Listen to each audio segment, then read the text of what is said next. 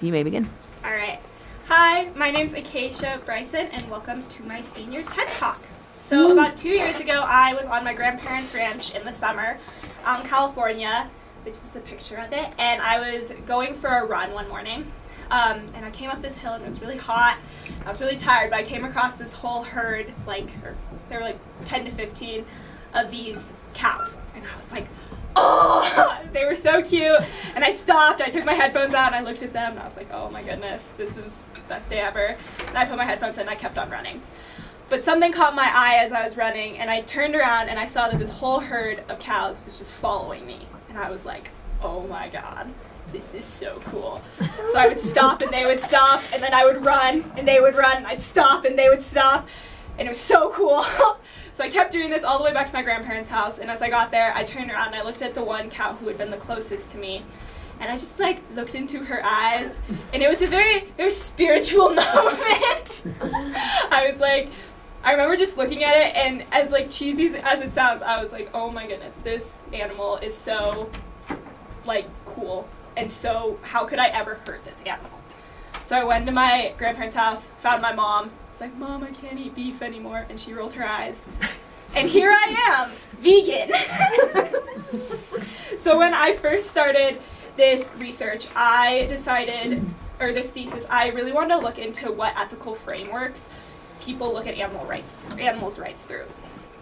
And the reason I want to do this is because when I look at an animal, my thoughts are like, oh, it's so cute, it's so it deserves respect, it deserves kindness, I can't eat it, versus other people look at them, they're like, oh, it's so cute, I like animals, but I can eat it. And I was like, why is that?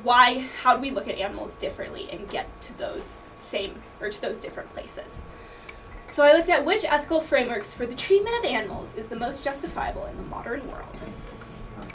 So the first one that I found is Indirect. So Indirect ethical theory about animal rights is that basically animals don't deserve rights and shouldn't have rights. So what this means is that they are lesser than us, that they don't deserve our respect and our kindness. There are two main philosophers who were big advocates for this. That's Aristotle and Descartes. Aristotle, he believed that animals are part of this hierarchy for life, which is a book he wrote about how plants are here for animals to eat, animals are here for humans to eat. And he basically thought that in the whole scheme of life, there are different places for each living being. So he thus decided that animals don't deserve rights because they're here for our use. Descartes, on the other hand, takes a much more drastic approach to this. He believed that animals didn't feel pain because they don't have a mind. So in his theory, he thinks that humans have a mind. So when they get scratched, they can determine whether that's a nice scratch or a painful scratch. Versus an animal feels that, and it's just meh. And so he was really about, he was super about live dissections, and he was really adamant that animals do not deserve any kindness from humans. The second is direct but unequal. So what this ethical framework looks like is that we recognize that animals feel pain, we recognize them as sentient beings, but we don't offer them any rights. And so how they distinguish between those, or that, is there's this difference between rights and duties. So, for example, in America you have the right to bear arms, right? So you have the right to own a gun. It's unconstitutional to take away your gun, right? Versus, you have a duty to shower. It's kind of gross if you don't. It's not great, but if you don't, people can't be like, oh, he's so immoral, not showering. So that's the same thing between animal rights, is the animals don't have rights. We don't have any obligation to them, but we do have a duty to be kind to them. But there's a little bit of gray area there that is kind of hard to distinguish between. And then we get to the final moral equality. So this is, if you picture a young hippie man on a yoga mat, all zenned out, eating kale, and saying all beings are one. This is what moral equality is. And this is the typical framework associated with veganism. So what this states is that all beings are equal and thus deserve equal consideration. So basically the justification for this is that there's no one trait that separates all humans from all animals. So if you think about one of the most common traits that people think of is language, speech. If I can speak, I'm human. Like animals can't speak, they're not. That's what we separate ourselves from. However, there are these marginal cases of humans that also can't speak. Think of babies, people with disabilities, mentally handicapped, people with late-stage Alzheimer's. They also don't have that ability to speak. And therefore, if we're saying that speech is what is required to make you human and have rights, we're taking away rights from those people. So basically it's saying that moral equality is saying that in order to justify only certain groups having rights, we have to take away rights from those others. So instead we should just give all sentient beings rights. So, I was really curious about what lens our world looks at animals through, and I think what I found is that we look at them through this indirect view, which is again that idea of animals not having any rights.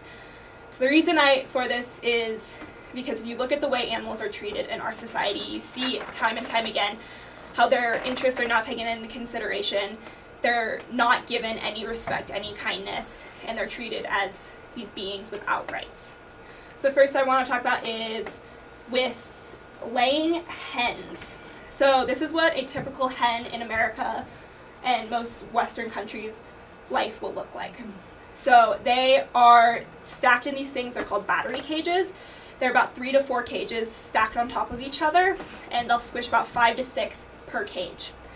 The industry standard is 67 square inches, which is about less than a sheet of paper for them to live their entire lives on. That's also a recommendation. There aren't a lot of requirements around it. They'll live in their own manure, their own urine. They'll peck and mutilate each other because they're very active animals, but they get really bored, obviously, being in here, so they'll peck at each other, so they'll get their beaks chopped off, and they keep them in the dark to keep them quiet and to keep them low-key. The next I want to talk about is the dairy industry. So if you are a mama cow or a female cow born into this industry, the first thing that'll happen is you will be taken away from your mom 2 hours after being born. You'll be raised until you can be fertile. You get artificially inseminated. Then you'll carry your baby, have your baby taken away from you 2 hours after giving birth. If it's a male, will either become veal or it will be shipped to a feedlot and turned into meat. Or if it's a female, it'll follow the same path that you've taken. Then you'll be milked continuously until your product decreases, and then you repeat the cycle again and again and again until you eventually are taken to the slaughterhouse and turned into hamburger. One of the things they mention here is that these cows typically develop mastitis, which is common in humans. It's a swelling of mammary glands. It's super painful, as humans can say, so you must imagine what they can feel, and they'll grow infections and such.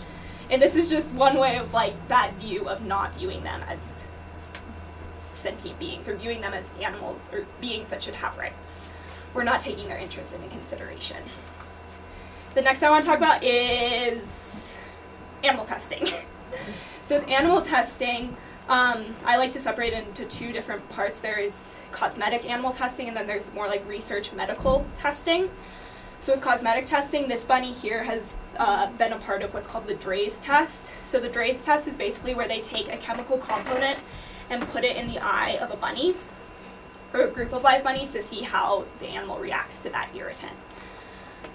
This was really common in the 60s and 70s. They would do this with almost any product. So bleach, oven cleaner, window cleaner, lipstick, lotion, soap, you name it, they would test it. Now it's decreasing more and they're only testing it on cosmetics, but it's still pretty common to be used. And this causes the bunnies a lot of pain, bleeding, swelling, blindness, and just a lot of general discomfort for these little guys. And then this is probably the most disturbing picture of my TED Talk. And I know it's really hard to look at, but this is the more research aspect of animal testing. So this is a beagle. In the one test that's done on beagles is the U.S. Army fed 60 beagles capsules of TNT for 6 months TNT, the explosive, to understand how it affects soldiers if they were, for whatever reason, to ingest it. Symptoms observed were dehydration, emaciation, anemia, loss of appetite, enlarged livers, kidneys, and spleens, and uncoordination. Also, a lot of these animals died within the first 6 weeks. Beagles, I will mention, are the #1 used dogs in animal testing, and just in the United States alone last year, we had 60,000 dogs used in animal testing. So, if you're anything like me, this is where I lose all hope in humanity. And I think, oh my God, how can we be this evil to animals? How have we let this happen? But I have some good news. This suffering is 100% unnecessary. And for all of you who are like, oh my God, this is the vegan rant. This is where she comes in and tells us we all have to go vegan. That's not what I'm here to say. What I'm here to say is that there are a lot of small changes you can make to your life that will drastically improve the quality of life for these animals. So the first thing I want to talk about is animal testing. In 2007, the New York Times put out an article about all of these studies that have come out about our ability to grow human tissue in labs and test cosmetics on those. Not only is it more effective because you're testing on actual human cells, but it's also sparing the lives of so many animals. Also, with research, that's a little more of a gray area. There are definitely times when testing on animals is super necessary in research. However, there need to be more comprehensive rules and regulations around it, because as of right now, there's not a lot of guidelines about what kind of animal testing can be done. This is a list of companies that don't test on animals. So this is just one way that you can make such a huge difference in animals' lives, is when you go to pick up a new shampoo, see if it's animal tested. Buy it from one of these instead of buying it from a brand that does test on animals. By supporting a company that doesn't test on animals, you're supporting a company that is kinder. The other place I want to talk about is animal agriculture. So I've been vegan for about 1.5 years now, and a plant-based diet is 100% safe. There have been so many studies done on it. If being vegan inspires you, that's super awesome, and you can do it with no problem. However, I really like cheese, and I really miss cheese. So I get that, like, it's a hard thing to do. It's a hard thing to give up animal products. So instead of that, I argue that we need to completely abolish factory farming, which is that small cages intensive farming that I showed you earlier, and instead move towards a more holistic, sustainable method of farming, such as like grass-fed, small-scale farms like James Ranch and Sunnyside Meats. Because then we're ensuring that we're supporting these animals who get to live really nice, happy, good lives, and we're getting better quality out of it, better quality stuff out of it. So yeah, that's like, when we support these farms, we're just making sure that these animals get to live better lives and get to be happier and more, enjoy their lives more. So I know that this talk is kind of a lot, and like, looking at those pictures of those animals, hearing about those things, at least for me, makes me really, really sad. It makes me think, like, how are we ever going to save these animals? How are we ever going to change their lives? How are we going to make things better? And what I have to say about that is that, like I've said, this animal suffering is so unnecessary. There are so many techniques around it, like purchasing from companies that don't test on animals and buying more local, sustainable meat, which of course costs more and you can eat less of, but in the long run, it's really saving these animals from suffering.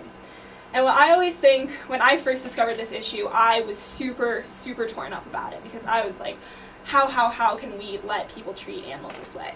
But what I realized is that you 100% have the power to stop animal suffering. Thank you.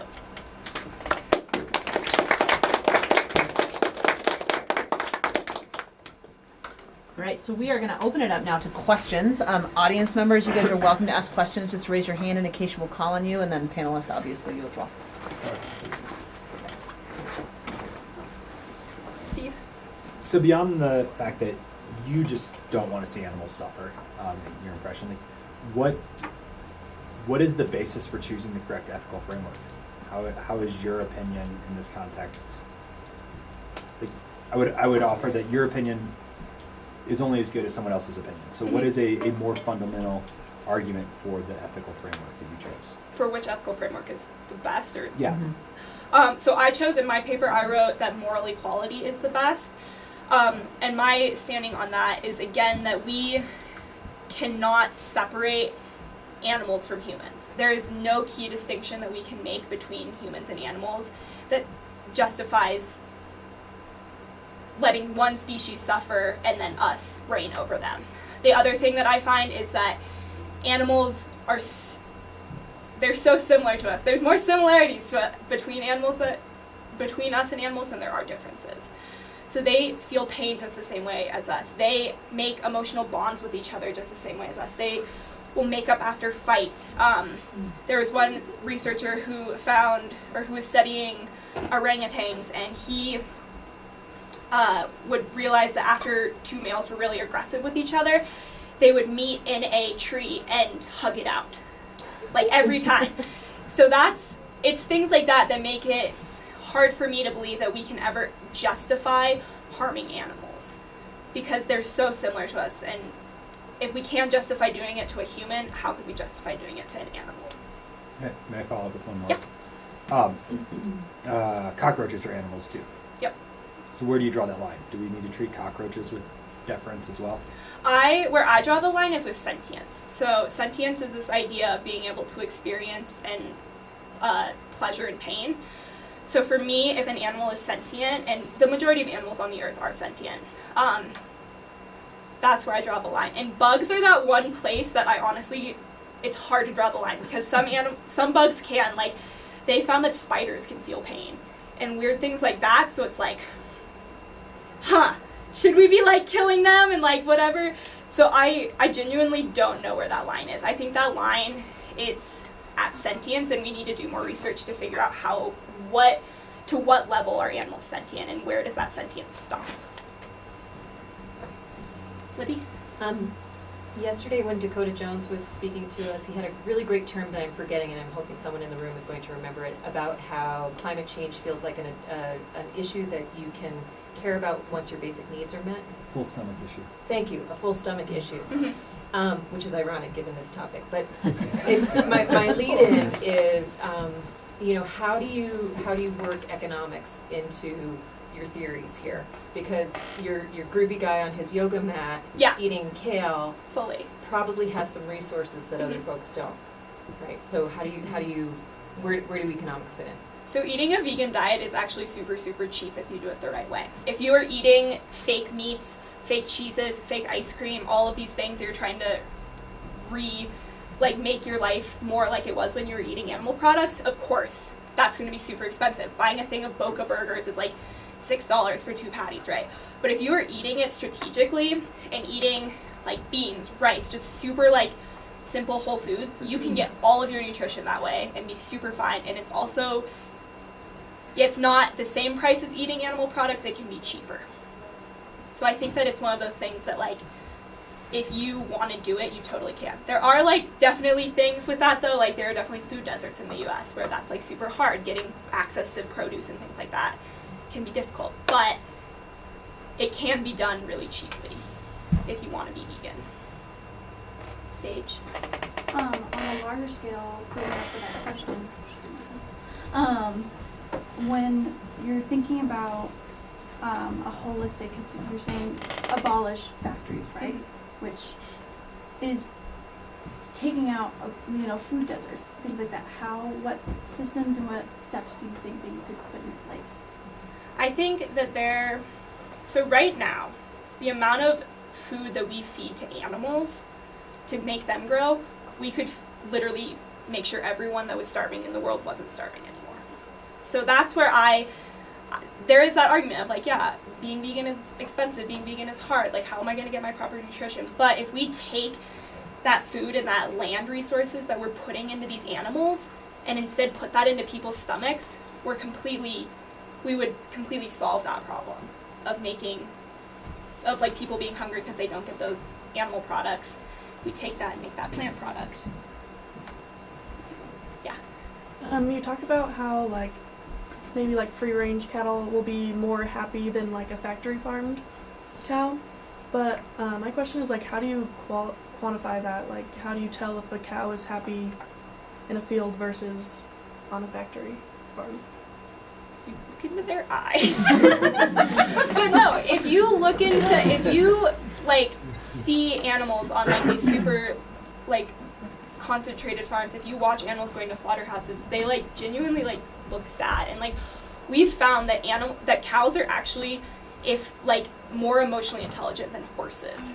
So if you would feel like comfortable like putting a horse or even a dog, like this is my thing, is always like put a dog in these situations that you're putting cows in or pigs in. Pigs are way smarter than dogs. Put dogs in the situation that we put pigs in and everyone would be like, oh my god, that's the worst thing I've ever seen. But why? You're doing that to pigs who are way just as smart, can comprehend the situation just as well. So I think you have to think about it in that way of like, with these animals that we know are really smart, how would they react to a situation? And if we know that, and we know that these animals that we're putting in these situations are really smart, we have to know that they are having that same reaction. That's last time for questions. All right. Thank you very Do I much, leave? Acacia. Yeah, we're gonna send you out. Yes, you Give her a round of applause. Do I leave?